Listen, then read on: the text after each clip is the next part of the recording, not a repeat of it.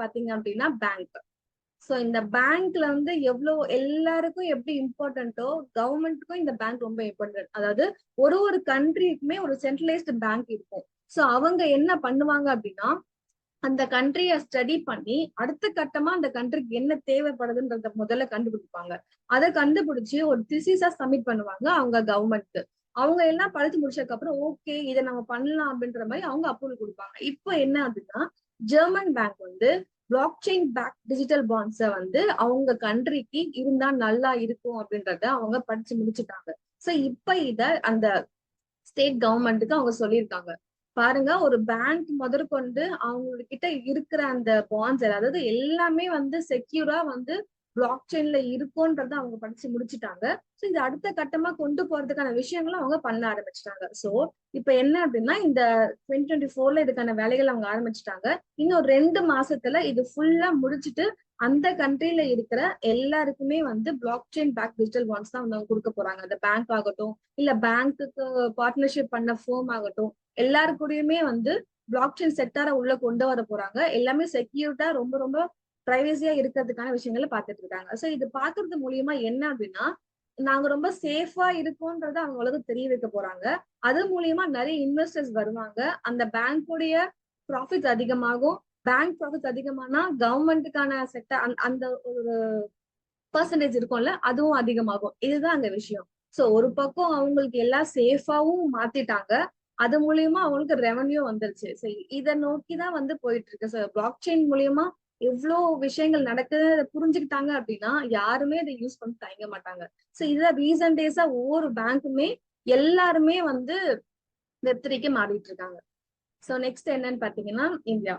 So இப்போ வந்து CBSE வந்து டெஸ்டிங்ல இருந்தாலும் இதை இன்னும் அழகா கொண்டு போகணும் அப்படின்றத ஆர்பிஐ கவர்னர் வந்து ரொம்ப முக்கியமா பேசியிருக்காங்க.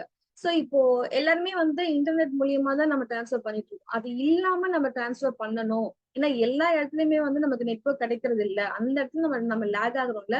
அதை அவாய்ட் பண்றதுக்காக யூபிஐ மூலியமா அதாவது இந்த நெட்வொர்க் இல்லாம வெறும் ஒரு கோட் மூலியமா டிரான்ஸ்ஃபர் பண்றதுக்கான ப்ராசஸ் அவங்க பார்த்துட்டு இருக்காங்க. சோ இது பண்ண ஆரம்பிச்சுட்டாங்க அப்படின்னா இந்த டே டு டே டிரான்சாக்ஷன் இருக்குல்ல அது இன்னும் அதிகமாகிறதுக்கு எல்லா வாய்ப்புகளும் இருக்கு.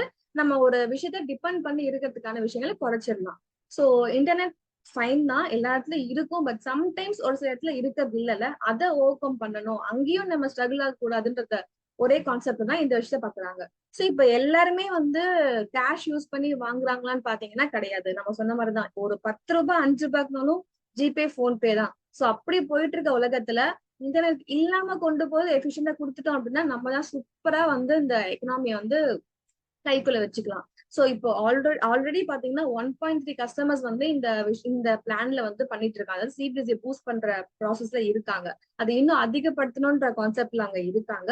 அது மட்டும் இல்ல இது வந்து இந்த கேஷ் வந்து ஒரு காலத்துல எப்படி எஃபிஷியண்டா இருந்ததோ அந்த அளவுக்கு இப்ப வந்து இந்த பேமெண்ட் மெத்தட்லாம் மாறி போச்சு. சோ இதை அடுத்த கட்டத்துக்கு இன்னும் யூசர் ஃப்ரெண்ட்லியாவும் கொண்டு போறதுக்கான விஷயங்களை வந்து இந்தியாவுடைய சென்ட்ரல் பேங்க் கண்டிப்பா ஒர்க் பண்ணிட்டு இருக்கு.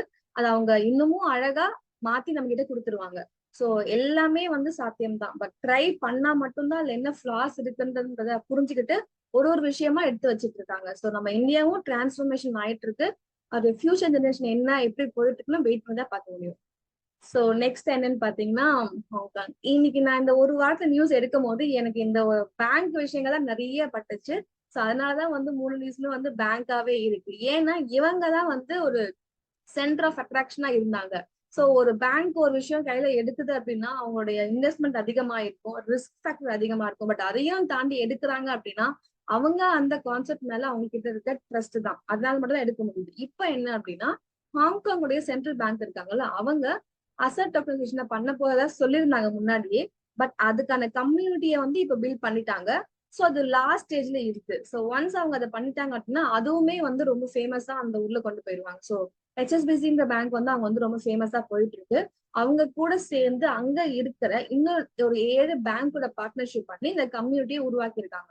இது மூலியமா ஒரு டோக்கனைஸ்ட் அசட்ஸ் அவங்க கொண்டு வந்துட்டாங்க அப்படின்னா இதுவுமே ஒரு மைல்கல் தான். சோ ஒன்ஸ் அது கொண்டு வந்துட்டாங்கன்னா இந்த ப்ராப்பர்ட்டி எல்லாமே வந்து டோக்கனைஸ்டா மாறுதுன்றப்போ அங்க இருந்து இந்த ஃப்ராட் ஃபேக்டரை வந்து அவங்க ரிடியூஸ் பண்ண முடியும். நிறைய பேர் இன்வெஸ்ட் பண்ணி இது சேஃப் தான் அப்படின்றத புரிஞ்சுக்குவாங்க. சோ அதனால இது கண்டிப்பா அவங்க அந்த ஊருக்கு வேணும்ன்றத அவங்க ரொம்ப நிச்சயமா பாக்குறாங்க. சோ இதுக்கு முன்னாடி நம்ம பார்த்தோம், அதாவது ஃப்ளோரிடாலயும் சரி, இன்னும் 2, 3 கண்ட்ரிலயுமே சரி, அசர்ட்ஸா டோக்கனைஸ்டா மாத்தணும்ன்றத ரொம்ப இம்பார்ட்டன்டா பார்க்க ஆரம்பிச்சுட்டாங்க. சோ இதுதான் வந்து இந்த நியூஸ்க்கான விஷயம். இது இல்லாம என்ன போயிட்டு இருக்குன்னு பாத்தீங்கன்னா, எலெக்ஷன்ஸ் போயிட்டு இருக்குல்ல யுஎஸ்ல.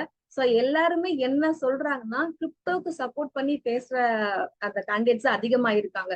சோ அவங்கதான் அந்த ஓட்ஸ் தான் தீர்மானிக்க போகுதுன்றத ஒரு சர்வே சொல்லியிருக்கு. சோ அந்த கிரிப்டோ தான் நெக்ஸ்ட்ன்றத புரிஞ்சுக்கிட்டாங்க. அத வச்சே வந்து கேம்பெயின் பண்றதுக்குமே எல்லாம் ரெடியா இருக்காங்கன்னா பாத்துக்கோங்க. அது ஃபியூச்சரிஸ்ட் எஃபெக்ட் எப்படி இருக்க போகுதுன்றது. சோ இங்க யுஎஸ்ல மட்டும் இல்ல, அர்ஜென்டினாலுமே சரி, அங்க நடக்கிற ஒரு சேனல் எலெக்ஷன் அங்கேயுமே வந்து நான் வந்தேன் அப்படின்னா நான் கிரிப்டோக்காக இதெல்லாம் பண்ணுவேன் அப்படின்றத அவங்க ஓப்பனா சொல்றாங்க. அப்போ அதை வச்சு ஒரு பிசினஸ்மே வருது. இதுதான் அடுத்த கட்டம்ன்றத புரிஞ்சுட்டாங்க தான் அதை டிஃபைன் பண்ணி எல்லாமே அவங்க அவங்க சொல்லிட்டு இருக்காங்க. சோ இதை தவிர்த்து ஆல் ஓவர் கிரிப்டோல வந்து இது பண்ணிட்டு இருக்காங்க. அதாவது யூஎஸ் எலெக்ஷன்ஸ் வந்து கிரிப்டோ இன்வெஸ்டர் யாரு வந்து அதுக்கு சப்போர்ட் பண்ண போறாங்களோ அவங்களுக்கு தான் அந்த ரிசல்ட் கண்டிப்பா சாதகமா அமையும்ன்றத ஒரு 2, 3 சர்வே நான் பார்த்தேன். 3மே அவங்க அததான் சொல்றாங்க. சோ அதுவுமே கிரிப்டோ சார்ந்துதான் இருக்கு. சோ நம்ம இது எவ்வளவு எஃபிஷியன்டா இருக்குன்னு பாத்துக்கோங்க. ஒரு எலெக்ஷனையே தீர்மானிக்கிற அளவுக்கு இந்த இண்டஸ்ட்ரியில நம்ம டிராவல் பண்ணிட்டு இருக்கோம். அவ்வளவு ஒரு பவர் பேக் இண்டஸ்ட்ரி இது. சோ இதுதான் இந்த வாரத்துக்கான அப்டேட்ஸ் சாம்பியன்ஸ்.